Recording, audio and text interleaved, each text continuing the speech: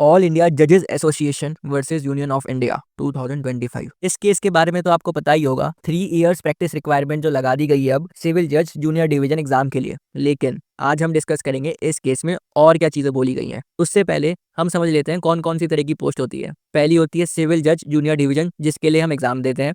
दूसरी होती है सिविल जज सीनियर डिवीजन, जिसका प्रमोशन जूनियर डिवीजन से सीनियर डिवीजन में हो जाता है। और तीसरी होती है डिस्ट्रिक्ट जज की पोस्ट, जिसके लिए हम हायर जुडिशियल सर्विसेज का एग्जाम देते हैं। तो अब क्या हुआ, 2002 में एक केस आया जिसने कहा कि ये जो 3 ईयर प्रैक्टिस रिक्वायरमेंट है इसकी जरूरत नहीं है और इसको हटा दिया। 2002 से पहले 3 इयर्स का प्रैक्टिस रिक्वायरमेंट हुआ करता था। और साथ ही में कहा कि जो डिपार्टमेंटल एग्जाम होता है अंदर ही अंदर, उसका कोटा 25% से कम करके 10% कर दिया गया। मान लो हायर जुडिशियल सर्विसेज की 12 वैकेंसीज आई हैं, तो 25% के हिसाब से 3 सिविल जज सीनियर डिवीजन के प्रमोट होके जाएंगे और बाकी के 9 रेगुलर एग्जाम से जाएंगे। लेकिन अगर 10% वाला रूल होगा तो 12 में से बस एक सिविल जज सीनियर डिवीजन का जाएगा और बाकी के 11 रेगुलर एग्जाम से जाएंगे। तो ये चेंज लाया गया था 2002 में। 3 इयर्स प्रैक्टिस रूल भी हटा दिया था और ये 25% का कोटा हटाकर 10% कर दिया था डिपार्टमेंटल एग्जाम के लिए। अब 2025 में 3 ईयर प्रैक्टिस रूल भी ले आए हैं और ये जो कोटा था 10% का, इसको वापस बढ़ा के 25% कर दिया है। अगर आपको ये शॉर्ट अच्छी लगी और आप अगर ऐसी और शॉर्ट्स देखना चाहते हैं तो please like share and subscribe करें।